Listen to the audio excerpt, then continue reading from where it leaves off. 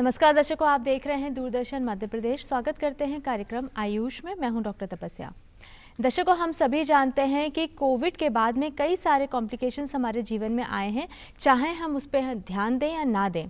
जैसे कि आज मैं एक बात बताना चाहती हूं आपको कि जब भी हम बोलते हैं कि कोविड के बाद में क्या परिवर्तन आया है, शायद हम भूल गए हैं कि हमारे जीवन में कई सारे परिवर्तन आए थे, लेकिन आज जब कोविड ख़त्म हो गया है तो हमारी दिनचर्या सामान्य हो गई है, लेकिन आज भी बहुत सारे कॉम्प्लिकेशंस हैं। अगर मैं बात करती हूँ स्क्रीन टाइम की, तो मैं आपको बताना चाहूँगी स्क्रीन टाइम के कारण ग्लोबली 17 मिलियन केसेस बढ़े हैं ड्राई आइज़ के, और वो भी बच्चों में सबसे ज़्यादा देखे जा रहे हैं। यानी कि आज का जो विषय है जिस पे आज हम चर्चा करेंगे वो है सूखी आंखों का आयुर्वेद से कैसे इलाज संभव है। तो दर्शकों, आज हमारे साथ आप बने रहिएगा क्योंकि बहुत ही खास एक्सपर्ट हमारे साथ जुड़ गए हैं। डॉक्टर श्वेता अग्रवाल हैं, आयुर्वेद नेत्र रोग विशेषज्ञ हैं। आपका हम स्वागत करते हैं मैम कार्यक्रम आयुष में। धन्यवाद जी मैम, जैसे कि हमने अभी बात करी है कि कोविड के बाद में दिनचर्या तो सामान्य हो गई है, लेकिन बहुत से कॉम्प्लिकेशंस हैं जो आज भी हम जूझ रहे हैं, जिसमें कि सबसे खास अगर देखा जाता है आंखों को लेकर तो ड्राई आइज़ की जो समस्या है वो सबसे ज़्यादा देखी जा रही है। तो मुख्य कारण क्या है और क्या होता है, इसके बारे में आप विस्तार से बताइए। जी बिल्कुल, आज का जो विषय है वो काफ़ी महत्वपूर्ण है। ड्राई आई या सूखी आँखें आजकल बहुत एक कॉमन प्रॉब्लम हो चुकी है। काफ़ी लोग इस प्रॉब्लम से परेशान हैं। तो ड्राई आई या सूखी आंखें जिसे हम बोलते हैं, इसमें मेन जो लक्षण मिलते हैं उनमें क्या मिलेगा? आँखों में थकान मिलेगी, ऐसा लगेगा कि कुछ चुभ रहा है कंटिन्यू, कभी कभी वाटरिंग या पानी काफ़ी ज़्यादा निकल सकता है, लाइट सेंसिटिविटी, फोटोफोबिया बहुत ज़्यादा मिलता है। तो इस तरीके की प्रॉब्लम होती हैं। और कारण पे बात की जाए तो जैसा कि आपने कहा कि स्क्रीन टाइम, तो स्क्रीन टाइम इसका एक बहुत इम्पॉर्टेंट कारण है। बहुत कॉमन हो चुका है, लोगों को बहुत ज़्यादा टाइम देना पड़ रहा है स्क्रीन पे, मोबाइल पे, कंप्यूटर पे। उस वजह से आई एक्सपोजर स्क्रीन के लिए बढ़ गया है। ब्लिंकिंग रेट, जो आँख झपकाने की रेट है, वो कम हो गई है। इस वजह से ड्राई आई की प्रॉब्लम बढ़ चुकी है। दूसरे कारणों की अगर बात करें तो ओल्ड एज में भी ड्राई आई एक बहुत प्रॉब्लम बन चुकी है। जैसे जैसे एज बढ़ती है बॉडी में ऑल ओवर सिक्रेशंस कम हो जाते हैं। तो ड्राई आई की अगर बात करें तो टीयर प्रोडक्शन जो होता है एज के हिसाब से कम होने लगता है। तो उस वजह से आंखों में लुब्रिकेशन जितना होना चाहिए वो नहीं हो पाता और ड्राई आई की प्रॉब्लम होने लगती है। इसी तरह पर्यावरण, जो आजकल वातावरण हो गया है शुष्क और हवादार जो मौसम है, वो ड्राई आई के लिए काफ़ी ज़्यादा रिस्पॉन्सिबल है। कैसे? क्योंकि इस तरीके के मौसम में क्या होता है, आंसुओं का उत्सर्जन, वाष्पीकरण काफ़ी ज़्यादा हो जाता है और जो आँखों को लुब्रिकेशन या नमी चाहिए होती है उसमें कमी आ जाती है। अभी विंटर का सीज़न चल रहा है तो उसमें आप देखेंगे हम लोग हीटर यूज कर रहे हैं या सनलाइट में बैठे हुए रहते हैं, तो उस वजह से भी जो ह्यूमिडिटी है वो कम हो जाती है। तो मॉइस्चर लेवल कम होने की वजह से भी काफ़ी ज़्यादा सूखी आँखों की समस्या बढ़ सकती है।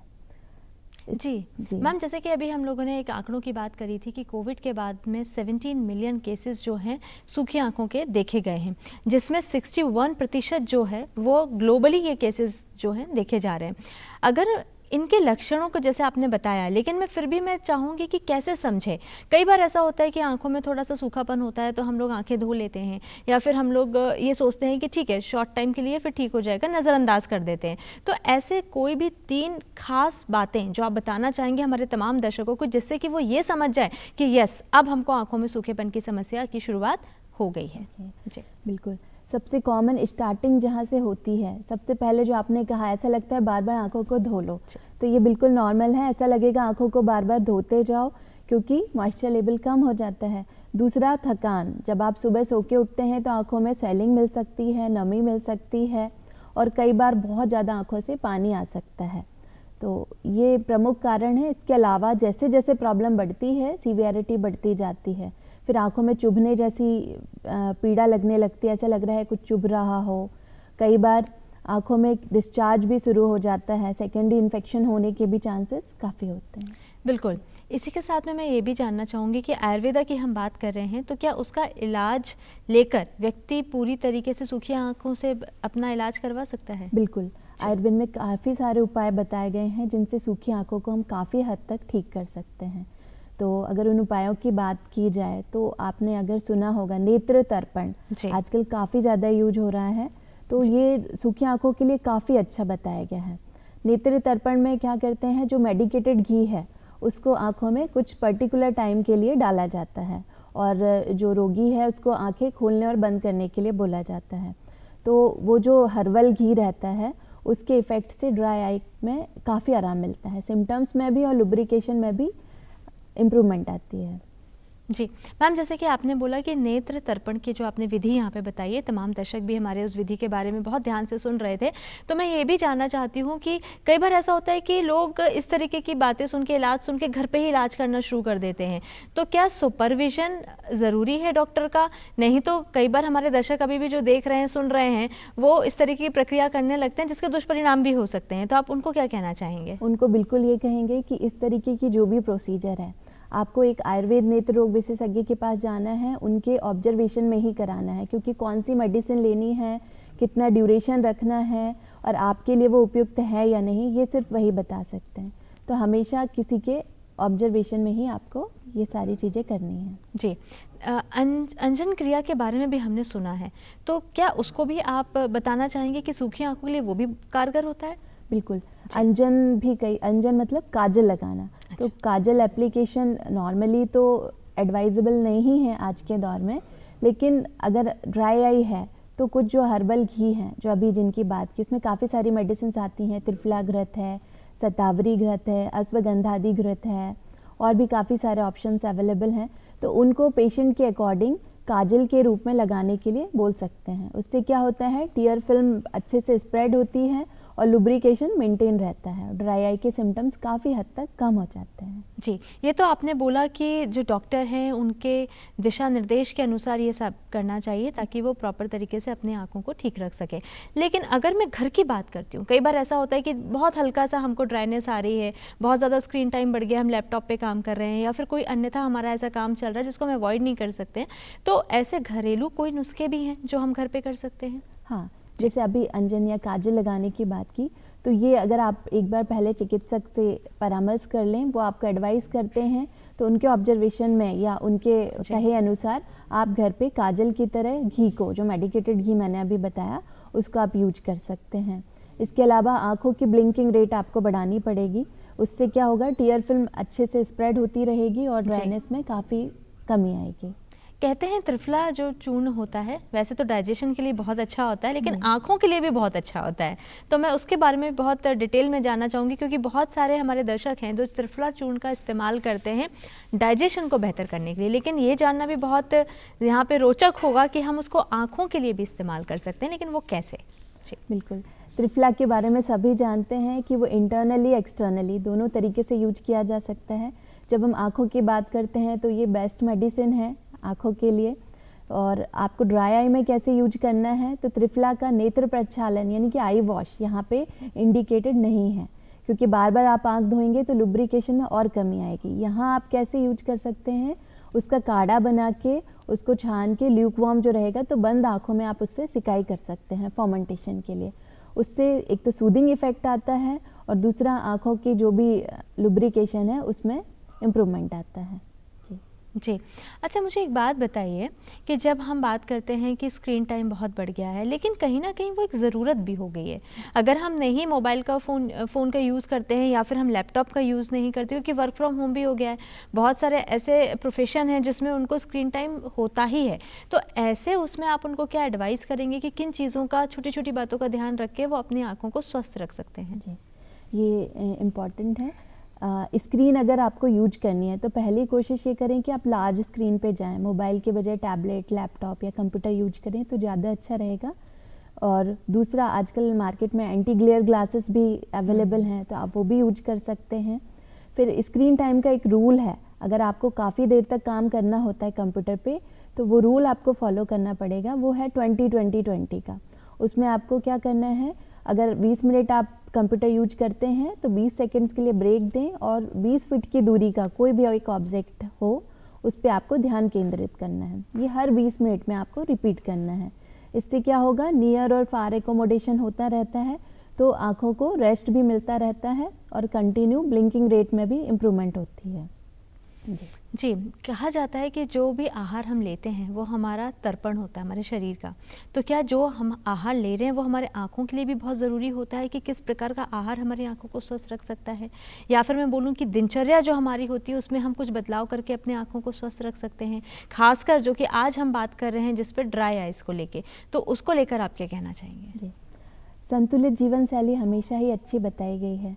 तो ड्राई आई के केसेस में आपको सबसे इम्पॉर्टेंट है ना हो, इसके लिए आपको क्या करना है, हाइड्रेटेड रहना बहुत इम्पॉर्टेंट है। जी। तो पानी पर्याप्त मात्रा में पीते रहें, और जो आपका एटमॉस्फेयर है कोशिश करें कि वो बहुत ड्राई ना हो, एसी और हीटर के कांटेक्ट कम से कम हो, और अगर ड्राई है मौसम तो आप ह्यूमिडिफायर भी आजकल अवेलेबल हैं, वो भी यूज कर सकते हैं। इसके अलावा खाने पीने में आपको विटामिन्स रिच डाइट लेनी है, एंटीऑक्सीडेंट्स हैं, ओमेगा 3 फैटी एसिड है, इस तरीके का फूड जो है खाने में शामिल करना है, जो आँखों के लिए अच्छा माना जाता है। साथ ही आपको कुछ चीज़ें और ध्यान रखनी है कि स्क्रीन का अननेसेसरी यूज करने से बचना है। आँखों को बार बार रगड़ना नहीं है, और कोई भी मेडिसिन बिना डॉक्टर के एडवाइस के आँखों में नहीं यूज करनी है। बिल्कुल, बहुत अच्छा मैसेज यहाँ पर ये आता है दर्शकों कि अगर हम अपने आँखों का ध्यान रखते हैं तो कुछ बातों का ध्यान हमें ज़रूर रखना चाहिए। हमको आहार कैसा लेना है बहुत ज़रूरी होता है, और उसके बाद में हमें स्क्रीन टाइम को कैसे कम करना है ये भी हमारी खुद की स्वयं की जिम्मेदारी होती है। और जैसे कि यहाँ पे डॉक्टर श्वेता बता रही हैं कि जब भी हम कोई इलाज लेते हैं तो डॉक्टर के निर्देश अनुसार ही किसी भी दवाई को या फिर किसी भी तरीके के चूर्ण का हम इस्तेमाल करें, ना कि हम स्वयं ही डॉक्टर बन जाएं और अपना इलाज खुद करने लगें। क्योंकि कहा जाता है कि हमारे शरीर जो है ना वो बड़ा प्रीशियस है, लेकिन हम उसको इतना प्रीशियस कर देते हैं कि खुद ही डॉक्टर बन जाते हैं। तो यहाँ पे मेरा एक और सवाल है कि कोई मौसम की अगर मैं बात करती हूँ, स्पेसिफिक कोई ऐसा मौसम जिसमें आँखों में सूखेपन की समस्या ज़्यादा बढ़ जाती है? बिल्कुल, विंटर सबसे कॉमन है, अभी चल ही रहा है। विंटर में शुष्कता बढ़ जाती है मौसम में, ह्यूमिडिटी लेवल वैसे भी कम हो जाता है। दूसरा, सनलाइट में आप लोग बैठते हैं या हीटर में बैठते हैं तो उसकी वजह से भी और मॉइस्चर लेवल कम हो जाता है। तो विंटर बहुत कॉमन है। ड्राई आइज में जिनको है वो बढ़ भी सकता है, और नहीं है तो होने के भी चांसेस है। बिल्कुल मैम, कहा जाता है कि आयुर्वेदा और अगर हम तेल की बात करते हैं तो बड़ा खास संबंध होता है आयुर्वेदा का। तो क्या कोई स्पेसिफिक ऑयल या कोई ऐसा द्रव आप बताना चाहेंगे कि जो लोग आसानी से नहीं भी हैं ड्राई आइज तब भी वो उसका इस्तेमाल करके उससे बच सकें? अगर आपके पास गाय का घी है जो बिल्कुल शुद्ध है, उसको आप यूज कर सकते हैं, ड्रॉप्स के फॉर्म में भी यूज कर सकते हैं। विंटर में थोड़ा सा कम एडवाइज्ड है क्योंकि ज़्यादातर ये आँखों में जम जाता है। जैसे ही समर का मौसम है तो ये आसानी से ड्रेन होता रहता है, तो गर्मियों में आप इसको आराम से ड्रॉप के फॉर्म में यूज कर सकते हैं। डायरेक्ट हम आँखों में डाल सकते हैं? बिल्कुल, अगर प्रिजर्वेटिव नहीं है, घर का प्योर है और मेडिकेटेड है या फिर, तो आप बिल्कुल यूज कर सकते हैं। और इसका कोई उम्र की अगर हम बात करें तो किसी वर्ग को या किसी उम्र की भी कोई यहाँ पे कोई पाबंदी है? हाँ, थोड़ा सा छोटे बच्चों में, जो 5 साल से छोटे हैं, जो अपना ध्यान नहीं रख सकते, उनको कम एडवाइस्ड है क्योंकि कई बार वो आँखें रब कर लेते हैं तो हार्मफुल हो सकता है। बाकी आप सभी में ये यूज कर सकते हैं। बिल्कुल, यहाँ पे जब भी हम बात करते हैं कि क्या हमें इलाज करना चाहिए तो बात बार बार सामने यही आती है कि डॉक्टर का परामर्श के बिना हमें कोई भी इलाज नहीं करना चाहिए। जैसे कि यहाँ पे डॉक्टर श्वेता भी बता रही हैं कि अगर हम अपनी आँखों का ध्यान रखना चाहते हैं तो देसी जो घी होता है गाय का, जिसमें कोई भी प्रिजर्वेटिव्स नहीं है, उसको हम ड्रॉपर के माध्यम से अपनी आँखों में डाल सकते हैं। लेकिन फिर भी मैं बोलूँगी कि ये भी आप अपने डॉक्टर से संपर्क करके उनसे परामर्श लेकर ही इस क्रिया को करें। और इसी के साथ में मैम योगा प्राणायाम बहुत महत्वपूर्ण होता है हमारे ओवरऑल वेलबींग के लिए। लेकिन मैं अगर आँखों की स्पेसिफिक बात करूं तो क्या आप कोई ऐसा योग आसन या फिर कोई ऐसा प्राणायाम जो कि हमारे आँखों के लिए बहुत ज़रूरी है वो आप बताना चाहेंगे? जी बिल्कुल, एक आपने वर्ड सुना होगा पामिंग, इसको आयुर्वेद में कर श्वेद के नाम से बताया है। पामिंग मतलब हाथों को रब करके और आँखों में लगाना। तो एक तरीके से का फर्मेंटेशन है, हॉट फर्मेंटेशन है। इससे क्या होता है, आँखों में सूदिंग इफेक्ट आता है। तो ये आप बीच बीच में अगर कंप्यूटर यूज करते हैं तो आप कर सकते हैं। दूसरा, त्राटर, जो अभी आपको रूल बताया स्क्रीन टाइम का 20-20-20 का, इसी तरीके से त्राटक की एक प्रोसेस है जो आयुर्वेद में बताई है। उसमें कुछ दूरी पे रखे हुए ऑब्जेक्ट को आपको कुछ पर्टिकुलर टाइम के लिए देखना है, तो उससे भी आँखों की जो दूरदृष्टि है उसमें इम्प्रूवमेंट आता है। और भी काफ़ी हैं आसन, जैसे शव आसन है, शीर्षासन है, सर्वांग आसन है। तो इनकी वजह से जो सिर है, हेड में जो सर्कुलेशन इम्प्रूवमेंट होके टीयर प्रोडक्शन भी इम्प्रूव होता है, तो उससे भी मॉइस्चर लेवल बढ़ता है।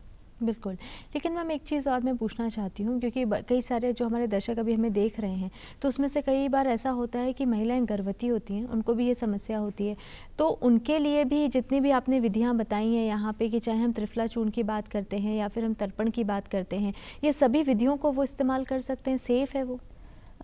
थोड़ा सा आपको रेस्ट्रिक्टेड होना होगा। तर्पण जो प्रोसीजर है, फिर उसको हम आश्वासन यानी कि आई ड्रॉप्स के फॉर्मुलेशन में बता सकते हैं कि ड्रॉप्स के फॉर्म में वो डालें बजाय तर्पण करने के। बाकी सेफ़ है, लेकिन अगेन डॉक्टर का ऑब्जर्वेशन बहुत ज़रूरी है। बिल्कुल। कई बार ऐसा देखा गया है कि हम लोग जो चश्मा लगाते हैं, जो हमारा आई साइट के लिए होता है, तो वो भी अगर हम लंबे समय तक एक ही उसको यूज़ कर रहे हैं, उसके नंबर को हम नहीं चेंज कर रहे हैं, तो क्या वो कारण भी बन सकता है हमारे ड्राई आइज़ के लिए? वैसे तो वो कारण नहीं होता है, लेकिन हाँ, अगर क्रैक्स आ गए हैं उसमें और चश्मा ठीक नहीं है, तो बिल्कुल आपको एक तो टाइम टू टाइम बदलना है, क्योंकि आप ख़राब नंबर यूज करेंगे तो आँखों पे अननेसेसरी लोड बढ़ता है। और साफ़ करना भी ज़रूरी है, गंदे चश्मे कभी नहीं यूज करने, क्योंकि वो फिर संक्रमण को बढ़ावा देते हैं। बिल्कुल। तमाम जो हमारे बच्चे जो हमारे कार्यक्रम को देख रहे हैं, जो माताएं हैं जिनके छोटे बच्चे हैं, वो हमारे कार्यक्रम को देख रही हैं, तो उनका बहुत बड़ा ये चिंता का विषय भी है कि बच्चे जो हैं वो टेलीविज़न स्क्रीन के सामने से नहीं हटना चाहते हैं, या फिर मोबाइल फ़ोन के सामने से। आजकल टैब है, लैपटॉप है, सभी चीज़ें गैजेट्स हैं हमारे हाथ में। तो उनको आप क्या एडवाइस देना चाहेंगे कि किस तरीके से वो बच्चे को रोकें, और अपने उन बच्चों की आँखों के स्वस्थ रहने के लिए वो क्या काम कर सकती हैं? जी, पहले जो बताया गया था कि बाहर बच्चे खेलते थे, वो काफ़ी अच्छा था। ग्रीन ग्रास पे बच्चों को खेलने देना चाहते थे। उससे भी पादाभ्यंग जो होता है या पादत्राण, इसका आयुर्वेद में उल्लेख मिलता है, तो वो आँखों के लिए काफ़ी अच्छा बताया गया है। तो आप कोशिश करें कि बच्चे ज़्यादा से ज़्यादा बाहर खेलें, ज़्यादा से ज़्यादा बाहर घूमें, बजाय स्क्रीन पे टाइम कंज्यूम करने के। थोड़ा सा आपको उनको एक्स्ट्रा टाइम देना पड़ेगा, उनके साथ खेलना पड़ेगा, क्योंकि अगर बच्चों को घर में कोई नहीं मिलेगा तो वो मोबाइल पे लग जाएंगे या टैबलेट पे लग जाएंगे। तो थोड़ा सा आपको उनके साथ खेलते हुए बाहर टाइम देना है, स्क्रीन टाइम कम से कम हो। अगर बच्चों का टाइम टू टाइम नेत्र विशेषज्ञ से जांच जरूर कराएं। अगर उनको चश्मा है तो वो लगाना भी काफ़ी ज़रूरी है। अगर आंखें रब करता है बच्चा या आंखें रगड़ने की उसमें टेंडेंसी है, तो वो आपको समझाना पड़ेगा। ज़रूरत लगेगी तो ड्रॉप या जो भी दवाई हैं वो डॉक्टर से आप ले सकते हैं। अच्छा, आपने अभी जो यहाँ पे बोला कि कई बार बच्चे जो हैं आँखों को बहुत रब करते हैं, रेडनेस आ जाती है, तो ये हम कैसे समझें कि कितनी बार बच्चा कर रहा है कि अब हमें डॉक्टर के पास जाना चाहिए? क्योंकि कई बार माएँ ऐसा करती हैं कि उसको थोड़ा निग्लेक्ट कर देती हैं, या फिर बच्चे को बोलने लगती हैं कि आपने कुछ ऐसा चला गया होगा आँख में, या फिर उसको ही हम बहुत लाइटली ले लेते हैं, ठंडे पानी से धुलवा देते हैं, फिर बार बार रिपीटेशन ये होता है। तो कब ये माताएँ समझें कि अब बच्चे को हमें लेकर जाने, क्योंकि बहुत बार देखा गया छोटे बच्चे भी आँखों को बहुत रब करते हैं।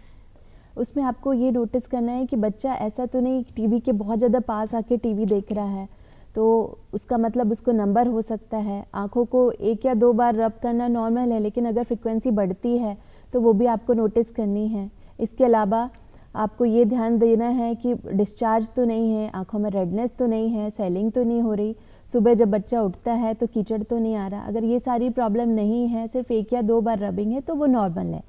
लेकिन अगर ये सारे सिम्टम्स हैं तो तुरंत आपको नेत्र विशेषज्ञ की सलाह लेनी है।